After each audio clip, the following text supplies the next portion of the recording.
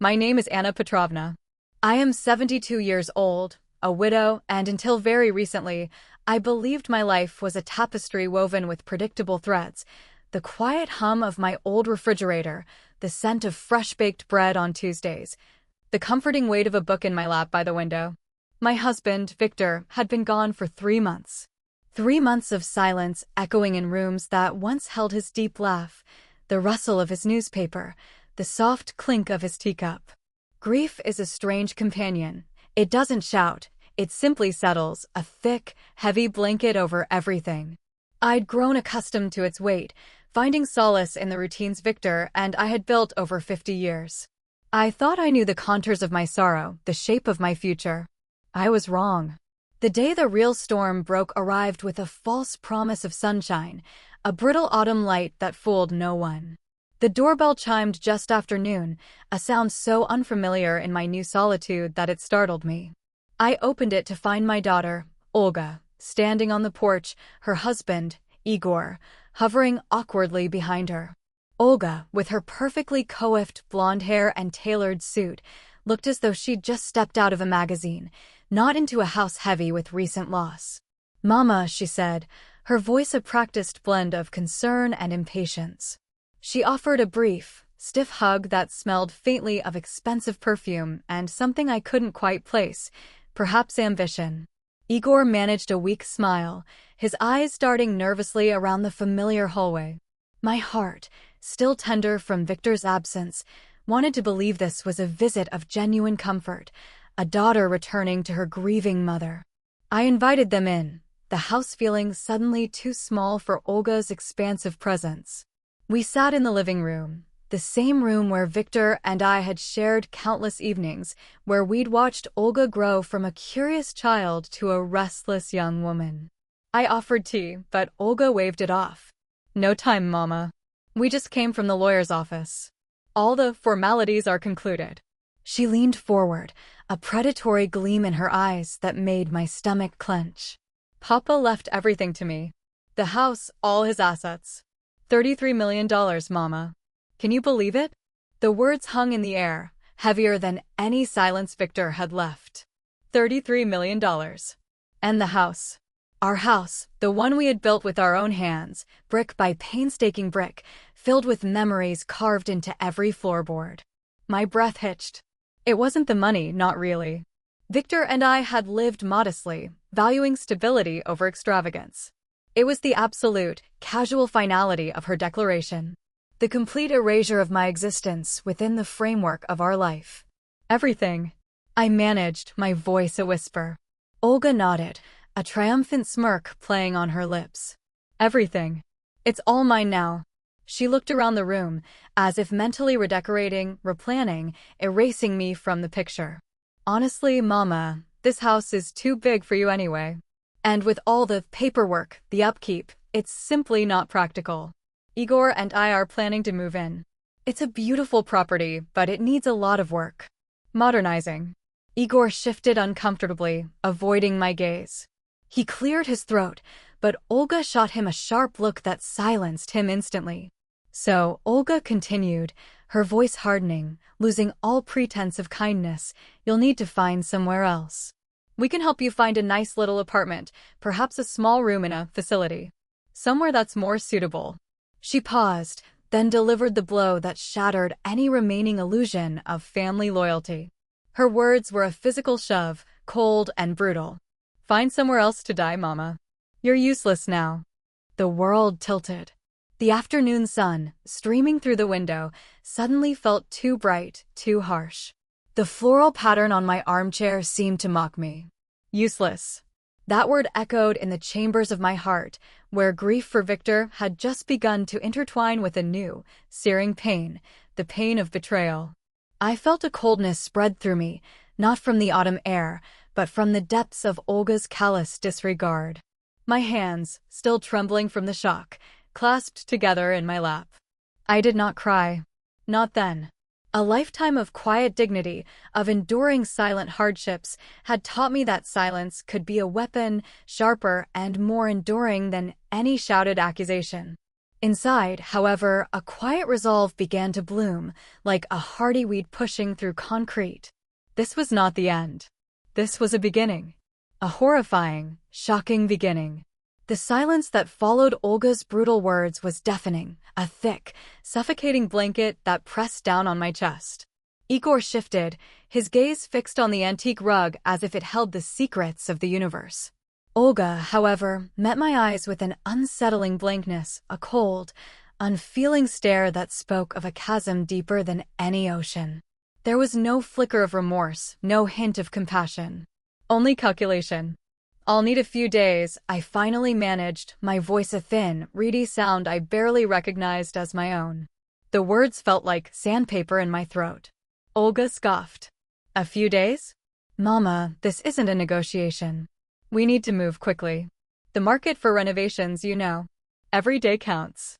She rose, her movements sharp and decisive. "Igor will help you pack the essentials. Just what you can carry. We'll have the rest of your things removed and stored, of course. You can tell us what you want later." The casual cruelty of it, the dismissal of a lifetime's worth of memories as mere things, was a fresh stab.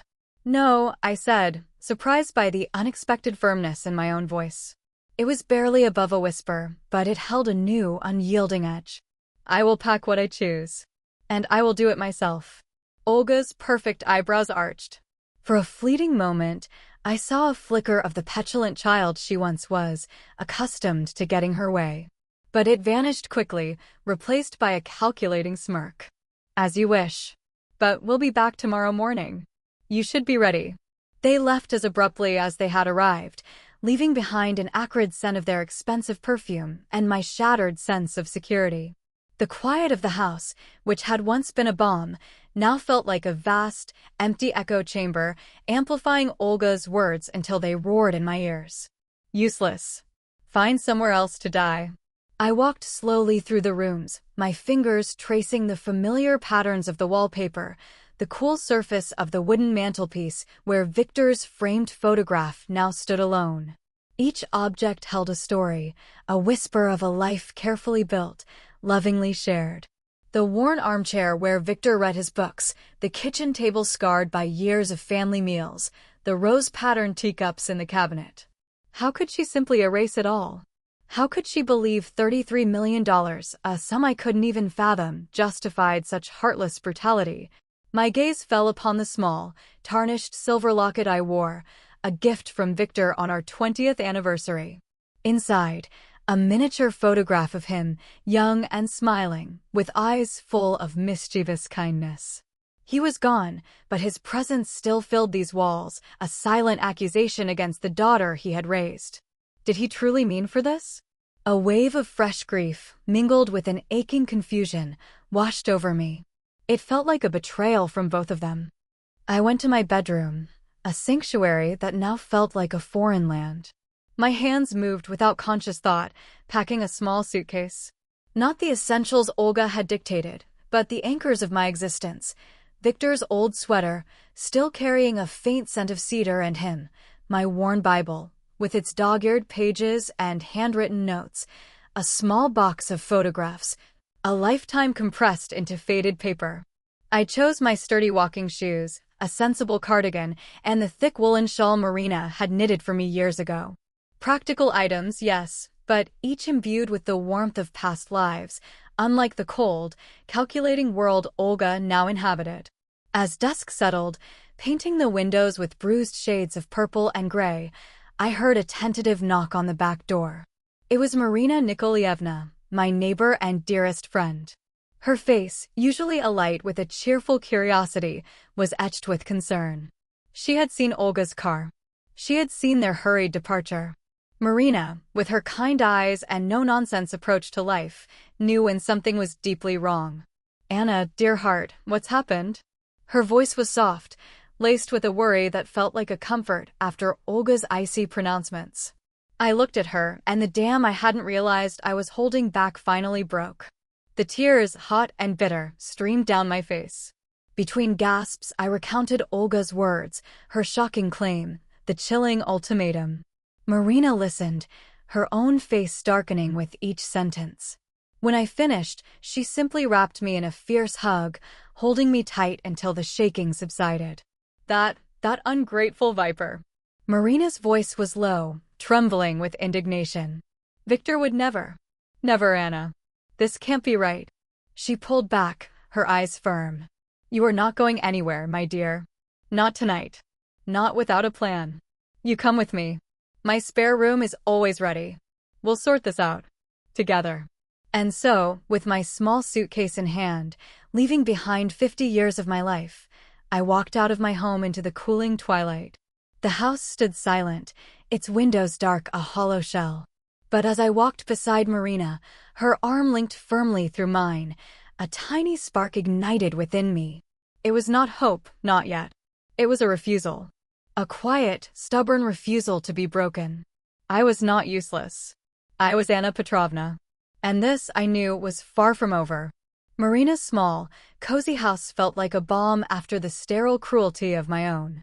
The air, thick with the scent of chamomile tea and dried lavender, was a stark contrast to the emptiness I'd left behind. She settled me in her spare room, a tiny space bursting with books, knitted blankets, and the warmth of genuine care. The bed, though smaller than my own, felt like a haven. I sat on the edge, clutching Victor's sweater, its familiar scent a faint whisper of what I had lost, and what, perhaps, was still unjustly taken. Don't worry about a thing, Anna, Marina had insisted, bustling around, preparing a light soup. We'll get to the bottom of this. Victor was many things, but a fool, he was not. And heartless? Never. Her words were a lifeline, pulling me back from the edge of despair. I tried to eat, but my throat was tight, choked with unspoken grief and indignation. How could he, Marina? How could Victor leave me with nothing? After all these years? The question hung heavy between us, a raw wound. Marina sat beside me, her hand gently squeezing mine. He didn't, Anna. I refused to believe it. Victor loved you more than life itself. Remember that old oak he planted for you when you first moved in? Said it was to watch you grow old, strong, and beautiful right here in this place. She paused, her eyes, usually sparkling with humor, now clouded with a thoughtful seriousness. No, there's something more. Something Olga isn't telling you, or something she's misinterpreted deliberately. Her unwavering faith in Victor was a comfort, yet a part of me, wounded and raw, still questioned. Had I been so blind? So trusting? I remembered Victor, a man of quiet strength and meticulous habits. He kept his ledgers neat, his tools organized, his promises unbreakable.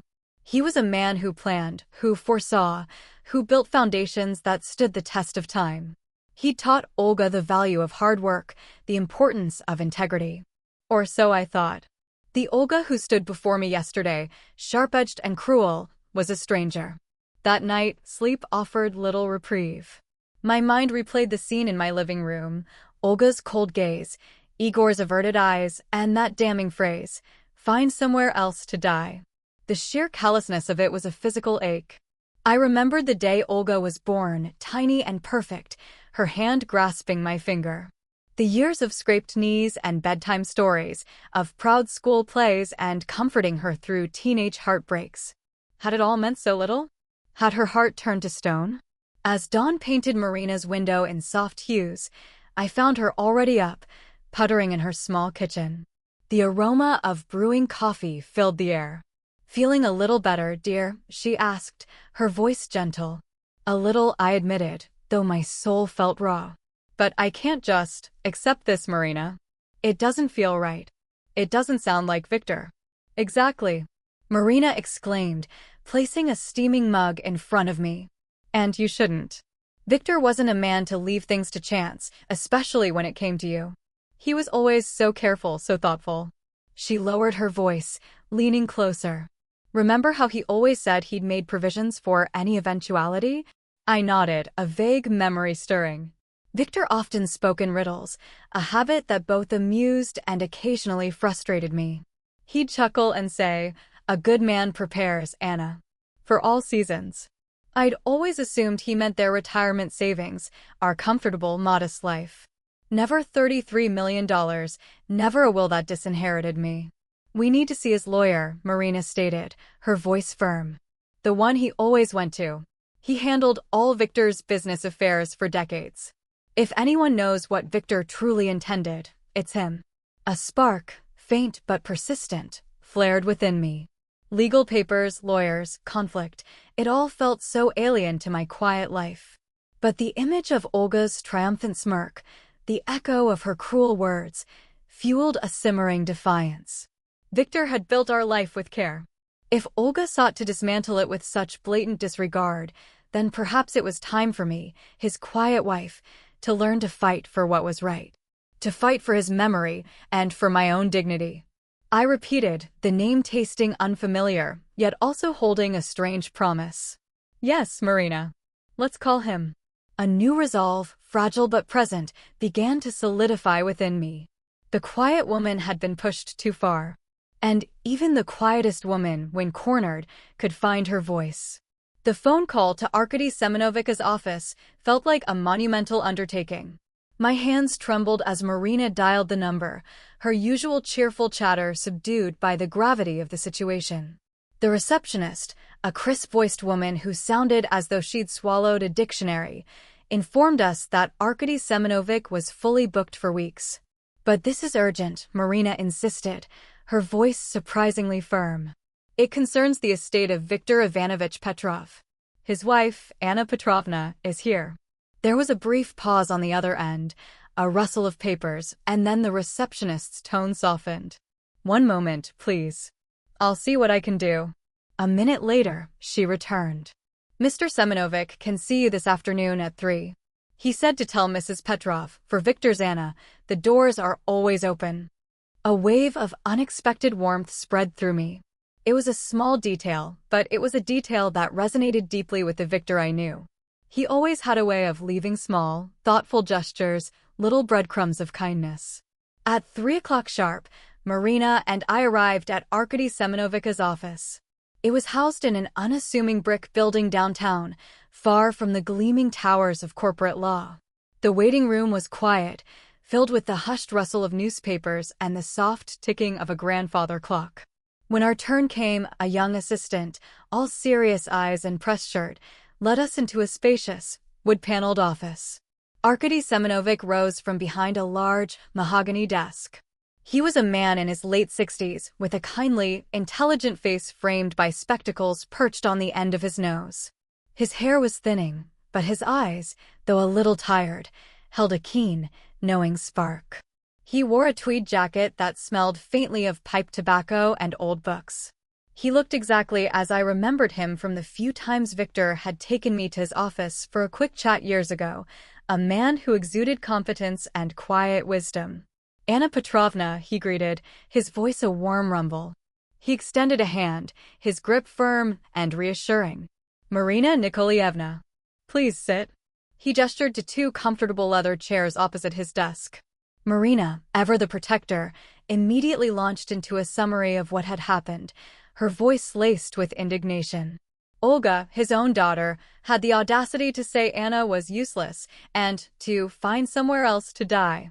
And she claims the entire estate, $33 million and the house, were left solely to her. It's simply unthinkable, Arkady Semenovic. Victor would never do such a thing. Arkady Semenovic listened patiently, his gaze fixed on me, occasionally nodding. He offered a sympathetic smile, but his expression remained unreadable. When Marina finished, a tense silence filled the room. Anna Petrovna, he began, his voice soft, my deepest condolences on your loss. Victor was a good man, a truly exceptional man. And a very shrewd one, too. He paused, picking up a pen and tapping it thoughtfully on his blotter. Regarding his will, yes, it is certainly unique. And quite detailed. My heart hammered against my ribs. So it's true. I whispered, the words catching in my throat. He left everything to Olga? The betrayal was a fresh, cold wave. Arkady Semenovic leaned back in his chair, a faint, almost imperceptible smile playing on his lips. It wasn't a smile of amusement, but rather one of deep, private understanding. Not exactly, Anna Petrovna. Not exactly at all. My head snapped up. Marina gasped beside me. The initial reading, the one Olga likely saw, or perhaps chose to interpret, does indeed state that she is the primary beneficiary of the significant assets, the lawyer continued, his eyes twinkling slightly behind his glasses. However, Viktor Ivanovich, bless his methodical soul, was a man who believed in contingencies. And in lessons. He picked up a thick, leather-bound file from his desk. This is a rather intricate document. A testament to his foresight, I would say. And his profound love for you. He opened the file, revealing pages filled with dense legal text. He didn't read from it directly, but rather looked at us, his expression now serious, almost solemn.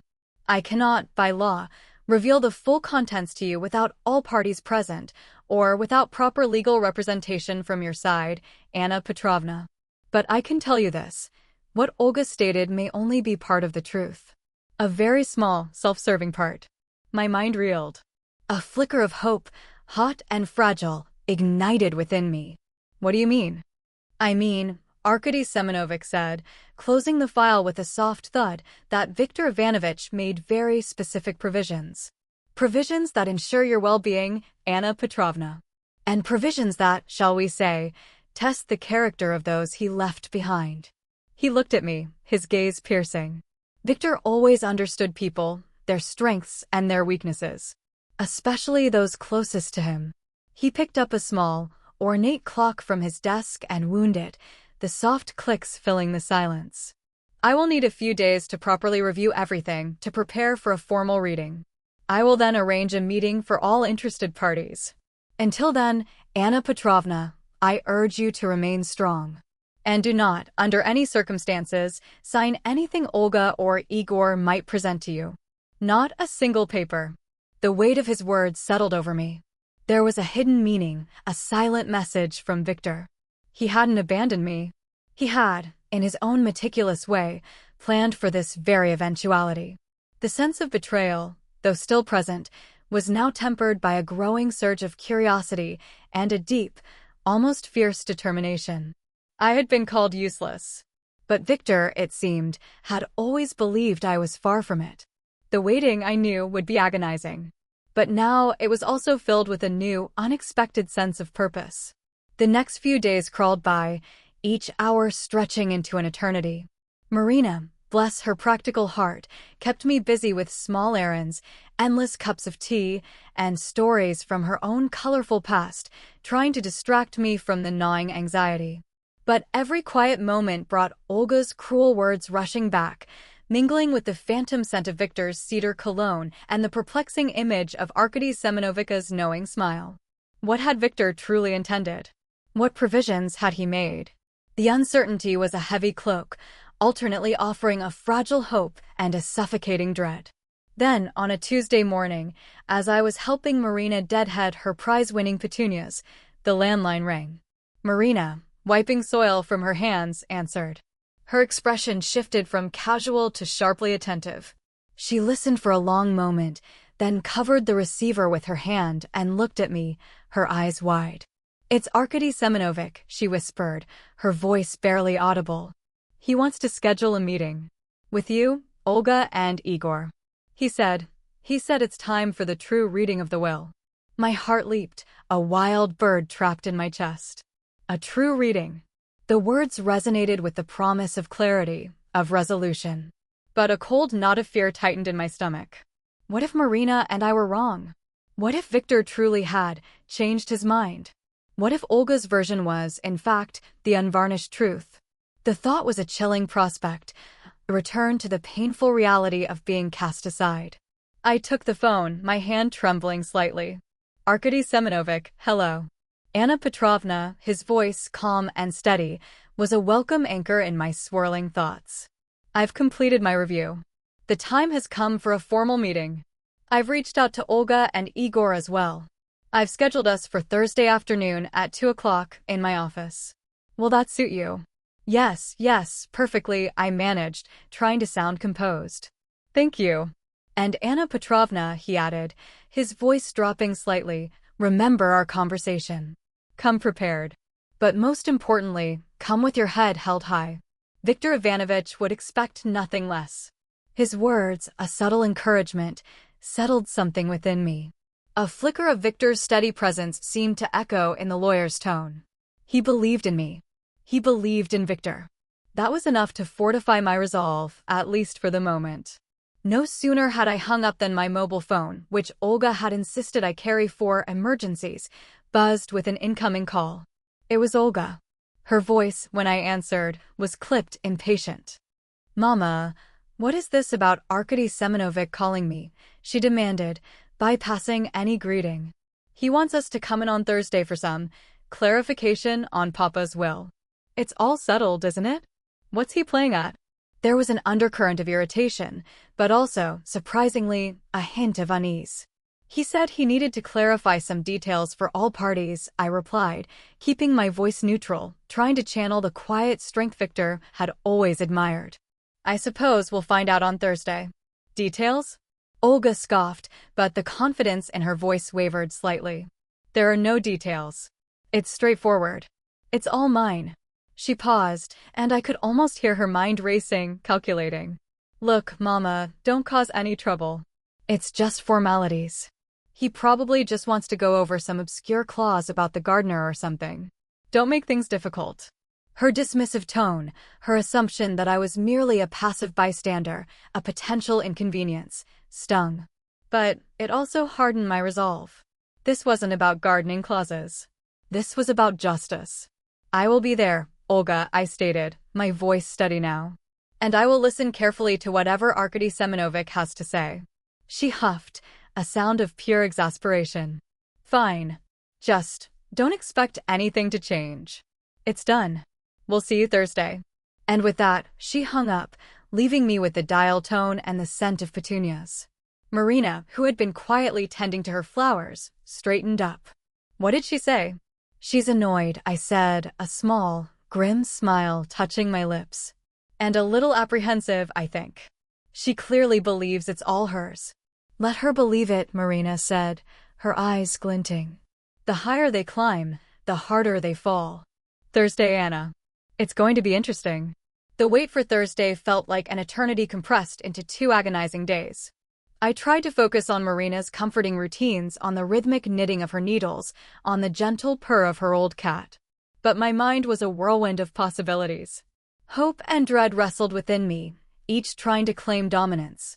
I thought of Victor, of his steady hands, his knowing smile. Had he truly foreseen this? Had he, in his quiet, meticulous way, prepared a final, profound lesson? The suspense was almost unbearable, but underneath it, a quiet strength was beginning to solidify. I was no longer just a grieving widow. I was a woman on the precipice of understanding, ready to face whatever truth awaited me. Thursday arrived, cloaked in a crisp, clear autumn morning that offered no hint of the storm about to break. My heart beat a frantic rhythm against my ribs as Marina and I made our way to Arkady Semyonovich's office. I wore my best navy dress, the one Victor always said made my eyes sparkle. It felt like a uniform for a battle I hadn't asked for, but was now prepared to face. Olga and Igor were already there, seated stiffly in the waiting room. Olga, impeccably dressed in a sharp red suit, looked composed, almost smug. Igor, beside her, seemed smaller, his shoulders hunched, his gaze fixed on the floor. He offered me a fleeting, guilty look before Olga's elbow nudged him sharply. She barely acknowledged my presence, a faint, condescending smile playing on her lips. It was clear she considered this a mere formality, a tiresome obligation before she could fully claim her inheritance. The young assistant led us into Arkady Semyonovich's office. The air felt heavy, charged with unspoken tensions. Arkady Semyonovich rose, his eyes warm as he greeted me, then shifted to Olga and Igor with a more formal nod. He gestured for us to sit. I chose a chair slightly apart from Olga, a symbolic distance that reflected the chasm between us. "Thank you all for coming," Arkady Semyonovich began, his voice calm, cutting through the thick silence. He sat behind his large desk, the leather-bound will lying open before him like a sacred text. "We are here today to conduct a formal reading and clarification of Viktor Ivanovich Petrov's last will and testament. As you know, Viktor Ivanovich passed away 3 months ago, leaving behind a considerable estate. Olga preened slightly, her gaze flicking towards me with a triumphant gleam. She believed she had already won. Arkady Semyonovich picked up the document, his fingers tracing a line down the page. I will read the relevant sections now. Please listen carefully. He began with the preamble, Victor's familiar, elegant prose filling the room, speaking of his love for his family, his life's work, his hopes for the future. I felt a pang of profound grief, remembering his voice, his steady presence. Then he reached the core of the document. Item number 3, he read, his voice clear and resonant, regarding my material assets and their distribution. To my beloved daughter, Olga Viktorovna, I bequeath my entire liquid capital, totaling $33 million, and the property located at our home address, including all land and structures thereon. Olga's smile widened, a full, undeniable triumph. She shot me a venomous look, as if to say, see? I told you so. Igor exhaled slowly, a sound of strained relief. Marina squeezed my hand under the table, her knuckles white. My heart sank, a bitter taste in my mouth. Had I been foolish? Had Victor truly? But Arkady Semyonovich did not stop there. He paused, his gaze sweeping over each of us, lingering on Olga, then on me. A faint, almost imperceptible curve touched his lips. However, he continued, his voice now imbued with a subtle, controlled power, this inheritance is granted under specific and non-negotiable conditions. Olga's triumphant smile faltered. Igor's head snapped up. Marina tightened her grip on my hand, her eyes now glued to the lawyer. Arkady Semyonovich adjusted his spectacles. These conditions are as follows. Olga Viktorovna is hereby obligated to provide her mother, Anna Petrovna, with full, lifelong financial support, amounting to no less than a sum significantly higher than my previous needs, enough for a comfortable, independent life, and then some, US dollars monthly. Furthermore, Anna Petrovna shall retain lifelong residency in the property located at our home address, with all associated costs of maintenance, utilities, and property taxes to be borne by Olga Viktorovna. In addition, Olga Viktorovna is to ensure comprehensive medical and healthcare coverage for Anna Petrovna, without exception or limitation. He paused again, letting the words sink in, each one a hammer blow to Olga's carefully constructed triumph. And here is the crucial clause, Arkady Semyonovich said, his voice dropping slightly, emphasizing every word. Should Olga Viktorovna fail to uphold any of these stipulated conditions, even for a single instance, or attempt to impede Anna Petrovna's access to her rightful provisions or residence, then, and in that event, the entirety of the liquid capital, namely the $33 million and the full title to the property at our home address, shall immediately and irrevocably revert to the sole ownership of Anna Petrovna. In such a scenario, Olga Viktorovna shall receive a one-time payment of $10,000 as a final and complete settlement of her inheritance. The silence that followed was absolute, shattered only by the faint ticking of Arkady Semyonovich's desk clock. It was a silence filled with the echoes of his words, each one a revelation of vindication. My vision blurred. Victor. He hadn't abandoned me. He had protected me. He had foreseen it all. Olga's face, which had been flushed with triumph moments before, drained of all color. Her mouth opened and closed soundlessly, like a fish out of water. Her eyes, wide with disbelief and a dawning, terrible realization, darted between me and the lawyer. She looked utterly, completely horrified. And then, Arkady Semyonovich leaned back, a genuine, hearty laugh escaping him.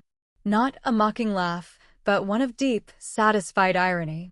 He looked directly at Olga, his eyes twinkling with a knowing amusement. Well, Olga Viktorovna, he said, his voice still shaking slightly with suppressed mirth, did you even read the will? Olga's initial shock quickly morphed into a furious, venomous rage. Her face, which moments ago had been chalk white, now flushed a mottled crimson. She sprang to her feet, overturning her chair with a loud, clattering crash that made Igor jump. "This is a lie," she shrieked, her voice shrill and entirely unsuited to the decorum of a lawyer's office. "This is a forgery. Papa would never. He loved me. He wouldn't leave me dependent on her." She pointed a trembling, accusatory finger at me, as if I were the architect of this elaborate deception. Arkady Semyonovich, unperturbed by her outburst, simply steepled his fingers on the desk. His smile had vanished, replaced by a calm, professional gravity. "Olga Viktorovna, please compose yourself. This document is notarized, witnessed, and entirely legally sound. Every clause, every word, was meticulously crafted by your father himself. I merely executed his wishes." He picked up a second, thinner file. "Furthermore, I have here supplementary letters from Viktor Ivanovich, detailing his reasoning for these specific conditions. Should you wish to challenge the will, you are, of course, free to do so. But I assure you it would be a futile and very costly endeavor." Igor, who had been shrinking into his chair, now looked utterly devastated. He buried his face in his hands, muttering something inaudible. The illusion of his wife's unshakable power, the promise of effortless millions, had just crumbled around him. My own emotions were a tumultuous mix. Relief, so profound it made my knees weak, washed over me first. Victor hadn't abandoned me. He had protected me, in a way so clever and so utterly him, that a faint, sad smile touched my lips. Then came a wave of bitter satisfaction. Olga's face, contorted with fury and disbelief, was a mirror reflecting her own greed back at her. And finally, a deep, aching sorrow for the girl she once was, for the daughter who had become this stranger. How could he do this to me? Olga whimpered, her voice cracking, the false bravado entirely gone. She looked suddenly pathetic, a child denied a toy she desperately coveted. "He didn't do it to you, Olga," I said, my voice quiet, but firm, cutting through her self-pity. "He did it for me. And perhaps, for you too. He knew your heart. He always did." She flinched as if struck. "My heart? What do you know about my heart, old woman? You've always judged me." "I judged your actions, Olga," I corrected, my gaze unwavering. "Just as your father did. And he acted to ensure that, regardless of your actions, I would be safe. And that you might learn the true value of care and respect." Arkady Semyonovich cleared his throat. Indeed, Viktor Ivanovich's intent was unequivocally clear. He desired to ensure Anna Petrovna's comfort and security for the remainder of her life. He also clearly stipulated that this provision was a direct test of your character, Olga Viktorovna. A test which, I must point out, you failed rather spectacularly just days after his passing. His words, delivered without malice, but with undeniable authority, were another painful blow to Olga. She stumbled back, gripping the edge of the desk for support. Her eyes, still wide with a mixture of hatred and fear, darted to Igor. "Do something, Igor. Tell them this is wrong." Igor slowly lifted his head, his face a mask of shame and despair. "Olga, it's done. He knows. The lawyer knows everything. We messed up."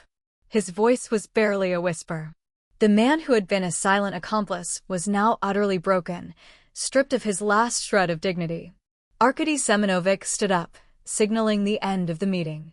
"I trust the terms are now crystal clear. Anna Petrovna, I advise you to return to your home immediately. Olga Viktorovna and Igor Pavlovich are now legally obligated to facilitate your return and provide for your well-being. Any further attempt to prevent this or to disregard the will's conditions will result in the immediate and irrevocable transfer of all assets to Anna Petrovna as stipulated." He picked up a copy of the will. "I have prepared copies for everyone. I strongly advise you to read it thoroughly this time, Olga Viktorovna." Olga snatched the document from his hand, her fingers trembling. She didn't look at it, she looked at me, her eyes burning with an intensity one hadn't seen since her teenage years, when she'd felt unjustly disciplined. But this wasn't about a grounded weekend or a missed party. This was about everything. "You won," she snarled, her voice low and dangerous. "You always win, don't you? The quiet one, the victim. Always getting what you want."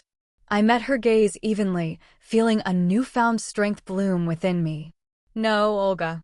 I didn't win. Victor won. And he won for both of us. He bought me peace. And he bought you a chance to learn what that truly means. Without another word, Olga stormed out of the office, Igor scrambling to follow her, his apologies a faint, desperate mumble. The heavy door swung shut behind them, leaving silence in its wake. This time, it was a silence of profound relief, a quiet triumph. Arkady Semenovich smiled, a genuine, warm smile. Victor was a genius, Anna Petrovna. A true strategic master. He built a fortress for you. And he gave you the key. He gestured to the door. Now, go home. You're home. I rose, my legs feeling steadier than they had in days. The weight of betrayal had lifted, replaced by the deep, resonant echo of Victor's unwavering love and his extraordinary foresight. The quiet woman had been underestimated. But the battle was not just won. It had revealed the true depth of a man's love and the unexpected strength of a woman who had been dismissed as useless. My journey back to the house would not just be a return, it would be a reclaiming. The departure of Olga and Igor left an almost palpable void in Arkady Semenovich's office, a sudden, unsettling quiet after the explosion of Olga's fury. Arkady Semenovich turned to me, his expression softening once more. Are you all right, Anna Petrovna? He asked, his voice gentle. I nodded, feeling a strange lightness in my chest. The crushing weight that had pressed down on me for days had lifted. Yes, Arkady Semenovich. Thank you. Thank you for everything. It was Victor's doing, not mine, he said, pushing a copy of the will across the desk to me. Read it, Anna Petrovna. Read every word. Understand the mind of the man who loved you so profoundly. He smiled faintly. He knew her, you see. Knew her better than anyone. This wasn't just about protecting you. It was about giving Olga an opportunity, a very specific kind of lesson. Whether she learns it, well, that's up to her. Marina, who had remained silently by my side, now spoke, her voice laced with a satisfied indignation. She won't let this go easily, Anna. You know Olga. She'll try every trick in the book. Arkady Semenovich nodded. Marina Nikolaevna is right. Olga will likely attempt to contest the will. She will call, she will threaten, she will probably seek counsel from another lawyer, one who will take her money promising a fight they cannot win. But rest assured, Anna Petrovna, Victor left no loopholes. The will is ironclad. And I am here to ensure his wishes are fulfilled to the letter. He handed me a business card with his direct number. Call me for anything. Any perceived infraction, any attempt at coercion. We will document everything. I took the card, feeling the smooth paper cool against my fingertips. It wasn't a weapon, but a shield, crafted by Victor's love and Arkady Semenovich's legal acumen. Leaving the office, the world outside seemed to shimmer with a new clarity. The autumn leaves, once a mournful reminder of passing time, now looked vibrant, alive. The air felt crisper, cleaner. Marina walked beside me, her arm linked firmly through mine, her face alight with triumph. That's my Victor, she exclaimed, a broad smile spreading across her face. Always thinking, always one step ahead. Oh, Anna, I knew it. I just knew he wouldn't leave you high and dry.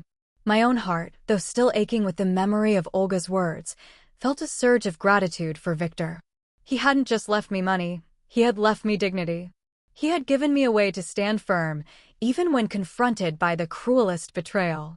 We stopped for a celebratory cup of coffee at a small cafe, a quiet ritual that had always marked significant moments in our lives. As I stirred sugar into my cup, I thought of Olga, of her furious, devastated face. There was no joy in her suffering, only a profound sadness for the daughter she had become. But there was also a steely resolve that I would not, could not, allow her to diminish me again. The phone rang that evening, just as I was preparing a simple dinner at Marina's. It was Olga. Her voice, though still tinged with anger, was now laced with a desperate undertone. Mama, she began, no longer demanding, but trying for a placating tone that sounded utterly fake. Look, about today. I was emotional. It's been a lot, you know? Papa's death, the shock of everything. Emotional enough to tell me I was useless and should find somewhere else to die? I asked, my voice calm, unwavering. The words hung between us, stark and unforgiving. A sharp intake of breath on her end. Mama, that's not fair. I didn't mean it like that. I was just upset. And the lawyer, he twisted everything. This is ridiculous. Papa can't possibly expect me to just give you money for nothing. It's my inheritance. No, Olga, I corrected gently, but with a firmness that surprised even myself. It is my security, contingent upon your compliance. If you fulfill your obligations, you will have your inheritance. If not, it becomes mine. Those were your father's words, not mine, and not Arkady Semenovich's. You heard them yourself. She tried a different tactic. But what about the house? It's legally mine. Igor and I already have plans. We're going to renovate, expand. This is our future, Mama. Her voice was rising, veering towards panic. The house is yours to manage, Olga. But it is my home to live in, for as long as I draw breath, I stated, remembering Arkady Semenovich's calm counsel. Those are the terms. Your father ensured I would not be homeless. And I will ensure his wishes are honored. There was a long silence, filled with the static hum of the phone line. I could almost hear her mind churning, frantically searching for an angle, a loophole, a way to reclaim her perceived victory. This is blackmail, she finally hissed, the veneer of civility cracking. No, Olga, I replied, my voice steady. This is consequences. Your father set the terms. You chose to violate them. Now, you must live with the outcome. I suggest you reread the will. Very carefully. And then decide if your pride is worth $33 million.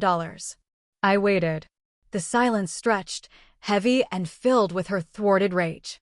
Then, with a frustrated cry, she hung up. I put the phone down, my hand still gripping it tightly. My heart was still pounding, but not from fear. From strength. From the quiet, unwavering resolve that Victor had instilled in me, and which his final, brilliant act had rekindled. The battle was far from over, but the first decisive blow had been struck. And this time, it was I, the quiet, underestimated Anna Petrovna, who held the ground. Tomorrow, I would return to my home. Not as a supplicant, but as its rightful occupant, armed with the silent power of a carefully crafted will and the unbreakable love of a man who saw everything. The drive back to my house, the very next morning, felt less like a journey and more like a passage through a looking glass.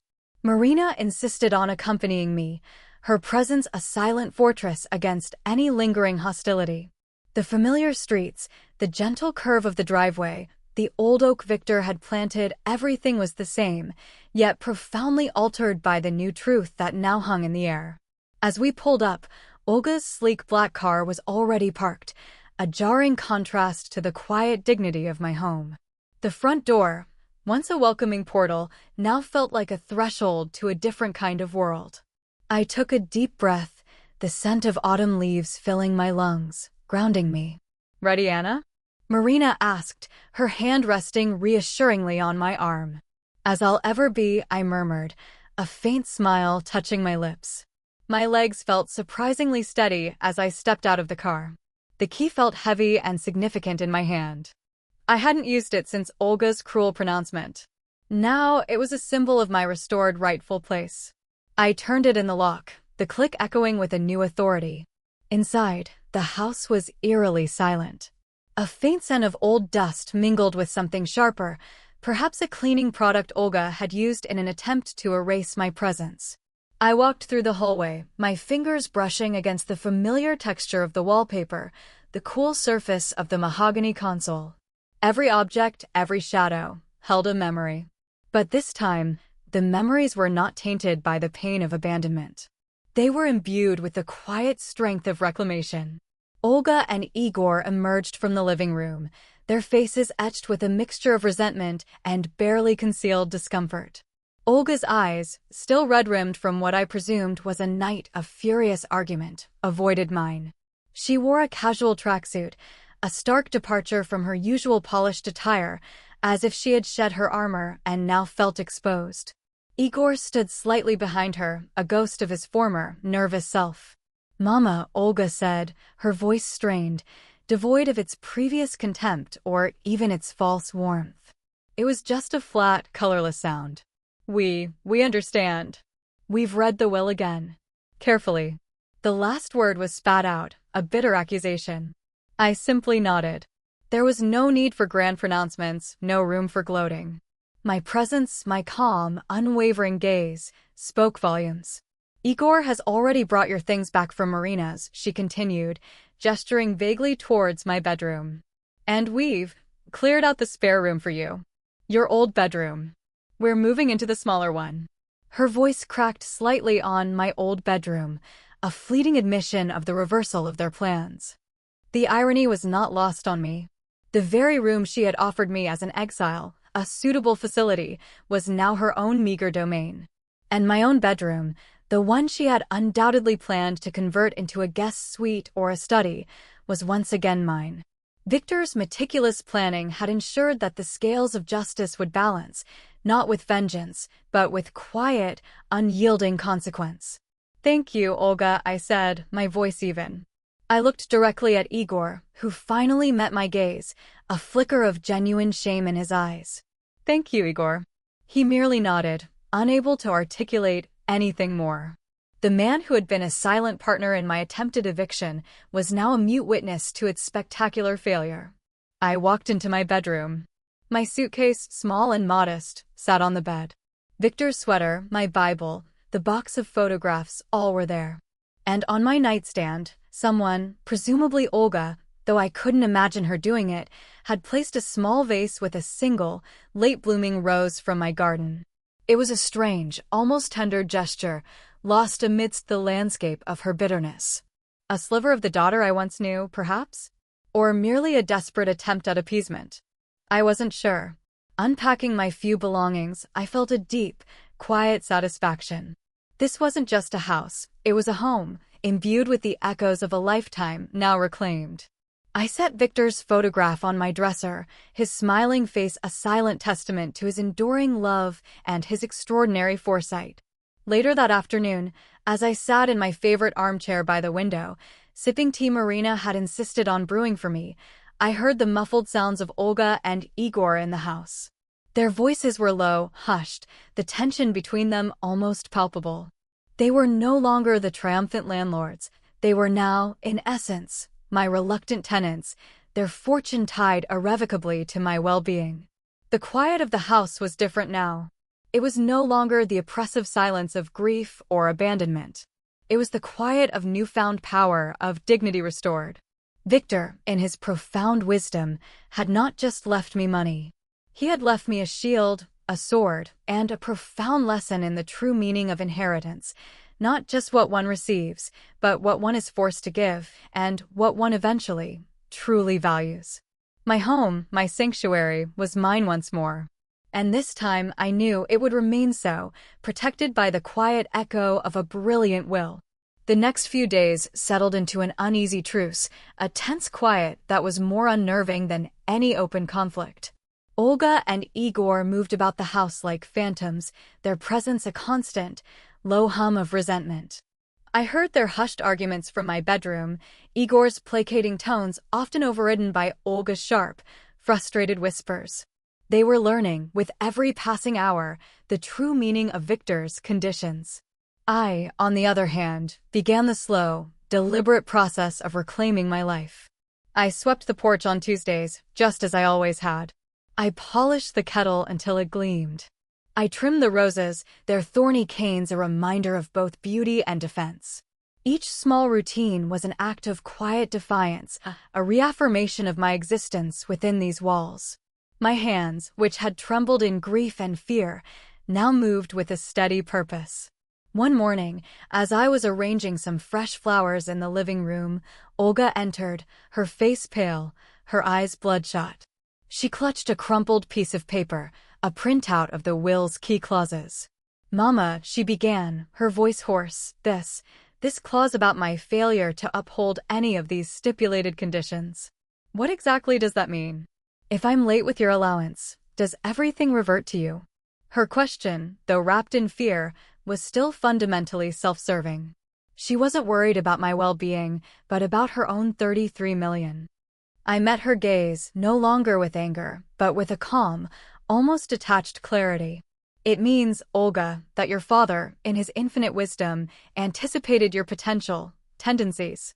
It means that every payment, every medical bill, every aspect of my comfortable existence is now your primary responsibility. And if you falter, if you attempt to circumvent, or delay, or neglect these duties, then yes, everything reverts to me. She stared at me, then at the paper, as if the words might magically change. But it's so strict. It's unfair. Unfair? I repeated, a ghost of a smile touching my lips. Was it fair, Olga, to tell your mother, a grieving widow, to find somewhere else to die? She flinched, the words a fresh lash. She averted her eyes, unable to meet my directness. I was upset. I didn't mean it. Perhaps not, I conceded, knowing full well she had. But your father understood that emotions often reveal true intentions. He built this not just as a safeguard for me, but as a framework for your own learning. She still didn't understand. Her entire life, Olga had equated wealth with freedom, with the power to dictate her own terms. Now, her immense wealth was conditional, a golden leash tied to her mother's well-being. The irony was exquisite. I spent long hours in the quiet solitude of my newly reclaimed home, sifting through old photographs, rereading Victor's favorite books. I began to piece together the mosaic of his foresight.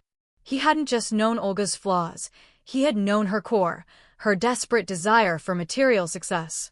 He'd given her that success, but he'd made it contingent upon a quality she sorely lacked, selfless care. It was a brilliant, almost cruel, lesson disguised as a legacy. I remembered a conversation from years ago, when Olga, then a young woman obsessed with designer clothes, had complained about our modest lifestyle. Why do we have to be so careful, Papa? Other people have so much more. Victor, ever patient, had stroked her hair. Olga, money is a tool. It can build or it can destroy. It can serve or it can corrupt. We are careful not because we lack, but because we understand its power. True wealth is not measured in possessions, but in peace of mind, in integrity, and in the love we cultivate. Olga had rolled her eyes then, impatient with his wisdom. Now I saw the full, profound weight of his words. My life, once dictated by routine and gentle habits, now had a new layer of purpose. I called Arkady Semyonovich to discuss the monthly stipend. He explained the process, ensuring that the funds would be directly deposited into my account, automatically, and that any delay would trigger immediate legal action. It was a fortress, just as he had promised. "And what about the house, Anna Petrovna?" he asked. "Are you comfortable living there with Olga and Igor?" I paused, looking around my cozy living room. The afternoon sun cast long shadows across the floorboards. It's my home, Arkady Semyonovich. It always has been. And I believe Victor intended for me to remain here, not just physically, but as its anchor. Perhaps my presence here is part of the lesson for them too. He chuckled softly. Indeed. Victor was never one to miss an opportunity for growth, even in death. Just keep me informed, Anna Petrovna. Keep a log of every interaction, every payment, every detail. Documentation, as Victor always said, is the quiet language of truth. I hung up, feeling a surge of resolve. Victor hadn't just protected me. He had empowered me. He had transformed me from a grieving widow into a quiet sentinel, guarding not just my own future, but the very principles he believed in. The house now felt like a stage, and Olga and Igor, whether they knew it or not, were players in a drama set in motion by a wise man's last, most profound act of love. The weeks that followed were a peculiar dance of awkward coexistence. Olga, still simmering with resentment, moved through the house with a brittle energy, her every action a silent protest against the will's constraints. She attempted subtle manipulations, leaving bills accidentally unattended, offering to help with my medical appointments only to suggest cheaper, less convenient options, or simply ignoring my presence entirely. Each time, I calmly reminded her of the will's stipulations, referring her to Arkady Semyonovich if she had any questions about the legal requirements. The phrase became my quiet mantra, a shield against her attempts to regain control. But it was Igor who began to change in ways I hadn't anticipated. Initially, he was a silent shadow, constantly looking over his shoulder at Olga, clearly terrified of her wrath. Yet, as the weeks passed and my resolve remained unshaken, I noticed small shifts. He started greeting me in the mornings, a hesitant, "Good morning, Anna Petrovna." He would sometimes offer to carry my groceries or fix a minor repair around the house, tasks he'd never bothered with before. These gestures, though small, were not lost on me. Victor had always said that true character revealed itself not in grand declarations, but in the quiet kindnesses offered when no one was watching. One blustery afternoon, I was struggling to replace a stubborn light bulb in the kitchen. Igor, coming in from outside, saw my predicament. He hesitated for a moment, glancing towards the closed living room door where Olga was likely on a call. Then, with a quiet sigh, he took the new bulb from my hand. "Allow me, Anna Petrovna," he said, his voice softer than I'd heard it in years. He changed the bulb quickly, efficiently. As he stepped down from the stool, he didn't immediately walk away. He stood awkwardly, his hands shoved into his pockets. I'm sorry, Anna Petrovna," he finally blurted out, his eyes fixed on the gleaming kitchen floor. "About everything. Olga, she can be very persuasive. She painted a very different picture of the will. I believed we were doing the right thing for you." His voice was laced with genuine shame and a hint of a deeper weariness. I looked at him, at his slumped shoulders, the worry lines etched around his eyes. He wasn't a strong man, not like Victor. He was easily swayed, easily intimidated. But there was a flicker of honesty in his gaze now, a tentative reaching out. "You allowed yourself to be persuaded, Igor," I said, my voice gentle but firm. "You allowed yourself to believe the worst of your own mother-in-law. And you stood by while I was discarded." He winced, the words clearly hitting home. "I know. I was a coward. I just wanted peace. Olga, she can make life very difficult when she doesn't get her way." "Peace is a precious thing, Igor," I responded, remembering my own conversation with Daniel. "But it should never be bought at the cost of someone else's dignity. Or truth." I paused, then added, "Your father-in-law was a very wise man. He understood that love sometimes requires boundaries. And that true strength often lies in upholding those boundaries, even when it's difficult." Igor nodded slowly, chewing on his lip. She's not happy. About all this. About the money. And about you being back here." "I imagine not," I said. "But that is her burden to bear, not mine. And not yours, if you choose otherwise." He looked up at me then, a desperate plea in his eyes. Can things ever be different, Anna Petrovna? Between us?" I didn't offer immediate forgiveness. Forgiveness, I knew, was a journey, not a single destination. "They can be honest, Igor. That is the first step. If you choose to be honest, then we can build something new. But I will not forget what happened. And I will not allow it to happen again." He seemed to understand. He gave a small, almost imperceptible nod, a spark of something new in his tired eyes. It was a fragile beginning, a tentative bridge. Later that day, Olga's icy demeanor grew even colder. She had, no doubt, noticed Igor's more frequent presence in the kitchen, the shared quiet moments. Her jealousy, a corrosive undercurrent in their marriage, seemed to intensify. She saw Igor as her possession, her ally, and any perceived deviation was a threat. The dynamic in the house was shifting. Olga, once the undisputed queen, found herself increasingly isolated, her husband's loyalty wavering, her mother a formidable, unyielding presence. As I watched Olga, bristling with thwarted ambition, I realized Victor's brilliance extended beyond mere financial protection. He had engineered a situation where her own greed became her prison, and my quiet resilience became her master. The house, once a symbol of her triumph, was now a constant, living reminder of her miscalculation. And in the subtle, almost imperceptible shift of loyalties, a quiet battle was being won, not with shouted words, but with dignity, truth, and the unwavering echo of a wise man's will. The days settled into a new rhythm, one dictated not by Olga's demands, but by the quiet resolve I had found. My morning tea, once a solitary ritual tinged with sorrow, now felt like a moment of strategic contemplation. I was not just a woman in her own home. I was the quiet guardian of a legacy, ensuring Victor's wisdom would not be in vain. My first act was to contact Arkady Semenovic. He had set up a separate account for my monthly stipend, ensuring direct and timely deposits.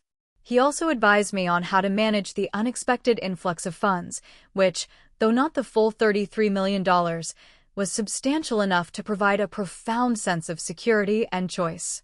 Anna Petrovna, he had advised, his voice crackling over the phone, Victor's intent was for your comfort and peace of mind. Use these resources wisely for yourself. Do not feel obligated to share or to justify your choices to anyone, especially Olga. This is your shield. I took his words to heart. My choices were deliberate, carefully considered. I wasn't interested in lavish spending or grand gestures. My desires were simpler, rooted in the life Victor and I had built.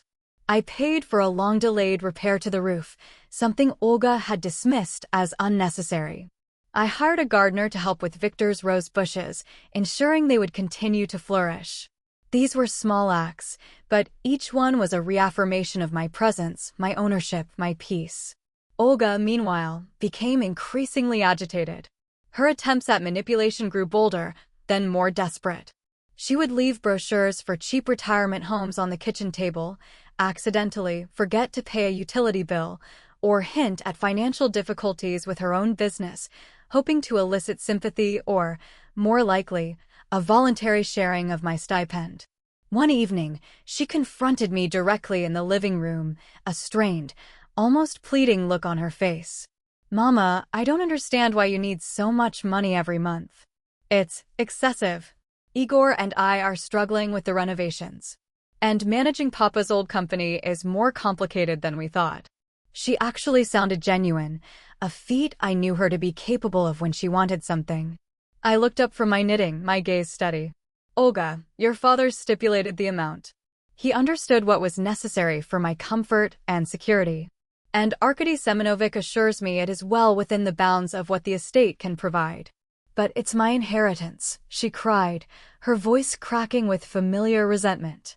"You're making it impossible for me to access it properly." "No, Olga," I corrected, my voice calm. "Your father made access to your inheritance contingent upon my well-being. It is you who is making it difficult, not I. If you find the terms too onerous, Arkady Semenovic is prepared to initiate the transfer of all assets to me, as per the will's final clause." Her face paled again. The veiled threat, the unspoken consequence, hung in the air. She knew I wasn't bluffing. She had too much to lose. She turned and stormed out, her frustration a tangible presence that lingered in the room. It was during these confrontations that Igor's quiet support became more evident. He wouldn't intervene directly, not yet, but I noticed him catching my eye, a small nod of understanding, a fleeting look of apology. He would ensure the utility bill was paid on time, often subtly making sure I saw the receipt. He would make an extra cup of tea for me in the mornings, placing it silently on the table before scurrying off. He was choosing his path slowly, hesitantly, but with a growing awareness of right and wrong. One afternoon, I sat in the rose garden, trimming a particularly unruly bush. Igor approached, a small toolkit in his hand. "The trellis on the south side is loose, Anna Petrovna. I can fix it for you." "Thank you, Igor," I said, genuinely appreciative. He worked quietly, skillfully, his hands adept with the wood and wire. He had a natural talent for practical tasks, a trait Victor would have admired. As he finished, he straightened up. "Olga, she's talking about selling the business. It's too much for her." I simply listened, my hands resting on the cool clippers. "She says she never wanted this much responsibility," he continued, a weariness in his voice. "She just wanted the money for the lifestyle." He looked at me, a deep sadness in his eyes. "Your husband, he knew her, didn't he? He knew exactly what he was doing." I offered him a small, knowing smile. "Victor always saw past the surface, Igor. He saw the potential and the pitfalls in everyone."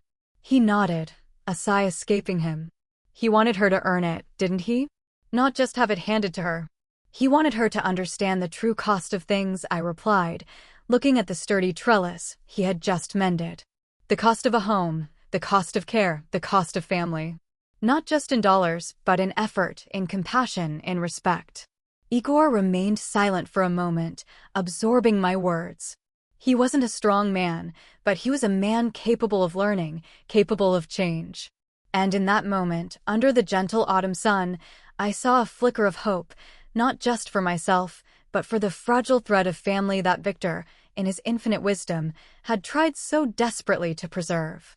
The new order in the house was not just about my comfort, it was about the slow, painful re-education of a daughter and the quiet awakening of a son-in-law. With the newfound stability and the regular, generous deposits into my account, a quiet sense of freedom began to unfurl within me. It wasn't the boisterous freedom of youth, but the deep, satisfying liberty of an elder whose basic needs are not only met, but thoughtfully provided for. Victor, in his last act, had bought me peace of mind. And I intended to honor that gift. My small victories were not grand. They were the gentle hum of a freshly repaired washing machine, the comforting warmth of a new, efficient boiler, the joy of purchasing a set of gardening tools that didn't pinch my arthritic hands. I invested in a comfortable, ergonomic chair for my reading nook, a luxury I'd always deferred. These were not extravagances, but affirmations of a life I could now fully inhabit, free from the shadow of financial worry. One afternoon, Marina and I were enjoying tea in the rose garden, the very one Igor had helped secure. She looked tired, her usual sparkle dimmed by the stresses of her own life. Her old car, a faithful but ancient sedan, had finally given up the ghost, leaving her dependent on buses and the kindness of neighbors. "Oh, Anna, it's a burden," she sighed, stirring her tea. "Trying to get to the doctor, to the market. It just feels like another door closing, you know." I looked at her, my dearest friend, whose loyalty had been my anchor through the darkest days. Without a second thought, a plan began to form. "Marina," I said, "remember how you offered me your spare room when I had nowhere to go? How you shielded me from everything?" She smiled faintly. "Of course, dear. That's what friends are for." "Well, now it's my turn," I declared. "I've been speaking with Arkady Semenovic about managing my funds. I have more than enough for my needs. More than enough to help a friend. Let's go to the dealership tomorrow. You deserve a reliable car, Marina. A small, sturdy one. Something that opens doors for you, not closes them." Marina stared at me, her eyes widening, then filling with tears. "Anna, I couldn't possibly. It's too much." "It is not too much," I insisted, laying my hand over hers. "It is simply an extension of Victor's kindness. He wanted me to be secure, to be happy. And my happiness is intertwined with yours. Consider it an investment in our shared peace." The next day, we bought Marina a modest, but brand new, reliable car. Her joy was infectious, a bright counterpoint to the lingering tension in my own home. As she drove off, beaming, I felt a deep, satisfying warmth spread through me. This was what Victor truly valued, acts of quiet, genuine care. Olga, of course, observed these changes with a simmering resentment. She saw me thriving, secure, while her own plans, tied to the burden of caring for me, felt increasingly restrictive. Her business, it turned out, was indeed struggling. The dream of quick riches, once within her grasp, was now a constant source of frustration.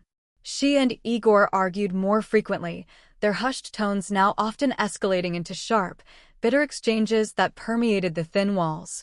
Igor, caught between his wife's demands and his own nascent conscience, often sought refuge in his small repairs around the house, meticulously fixing a leaky faucet or oiling a squeaky door.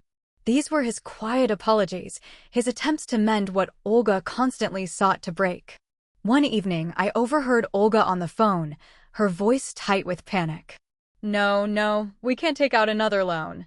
The interest is crippling. We need the funds. Papa's money, it's right there, but it's all tied up." She slammed the phone down, then let out a frustrated cry. I sat in my living room, the sounds of her distress a dull ache in the background. It gave me no pleasure to hear her struggles, only a profound sadness. She had chased the glittering illusion of wealth, only to find it tethered to a condition she was unwilling, or perhaps unable, to meet: genuine care for another. Later, Igor approached me, his face etched with worry. "Olga is talking about selling the business, Anna Petrovna. It's really bad." "I heard," I replied, keeping my voice neutral. "She's so angry," he continued, his gaze drifting to the closed door of their room. "Angry at Papa, angry at you, angry at herself, I think. She just wanted to be free, to be recognized." "True freedom, Igor, comes from within," I said, offering a small, sad smile. "Not from a bank account." "Your father-in-law understood that better than anyone." Igor nodded slowly, his eyes thoughtful. He was starting to see, truly see, the intricate lesson Victor had woven into his will. Olga's ambition, once her greatest strength, was now her greatest weakness, ironically shackling her to the very person she had sought to discard.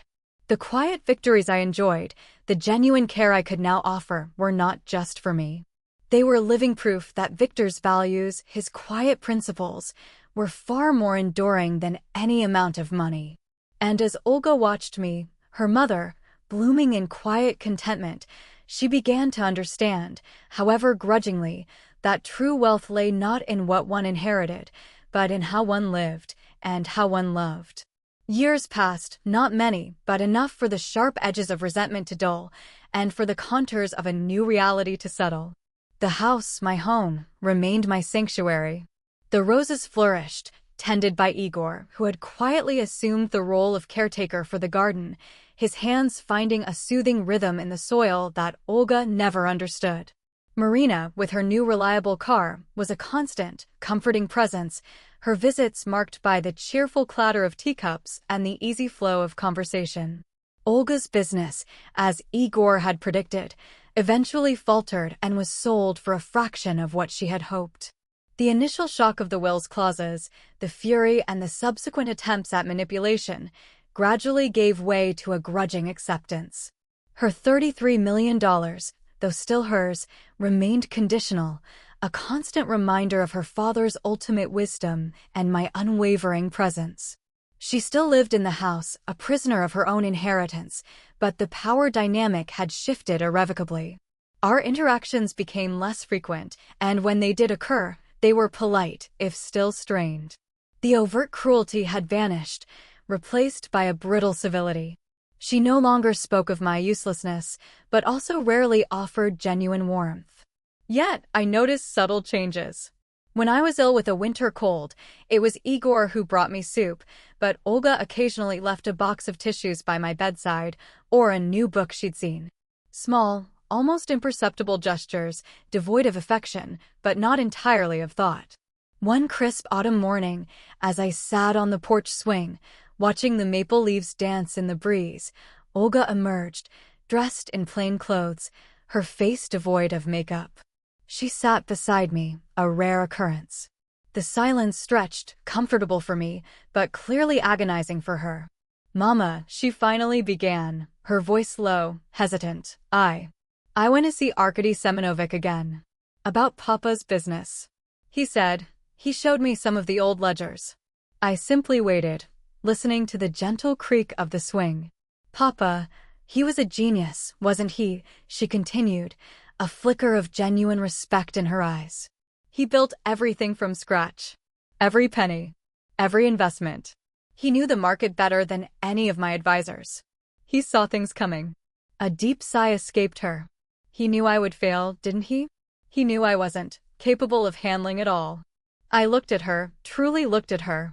For the first time in years, I saw not just the grasping, self-absorbed woman, but a glimpse of the insecure girl who had always sought her father's approval, always felt she wasn't quite enough.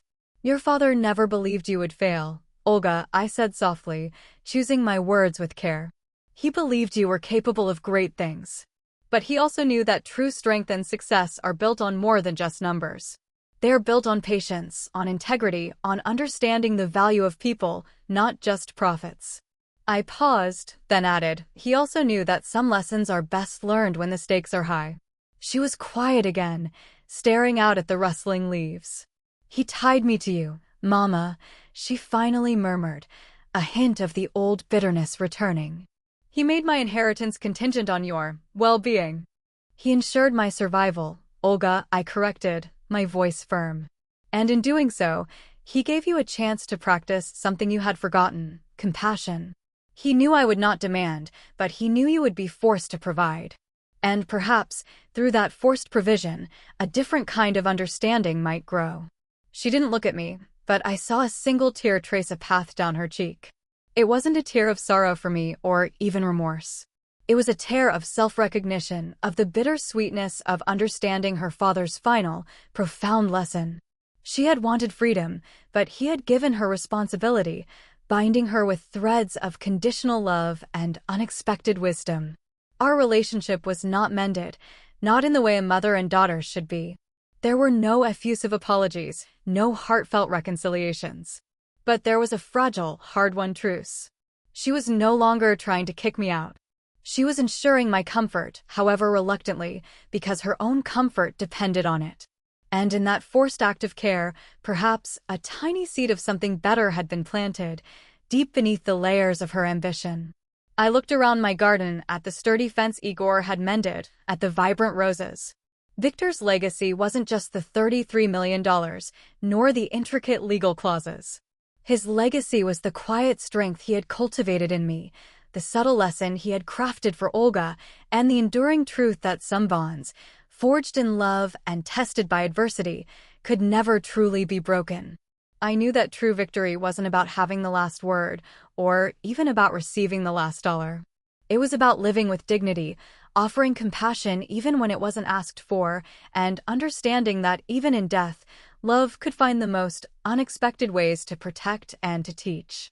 The armor Victor had left me was not just legal paper. It was the unwavering belief in my own worth, and the profound, quiet understanding that sometimes the greatest strength lies in simply holding your line, gracefully, thoughtfully, and without apology.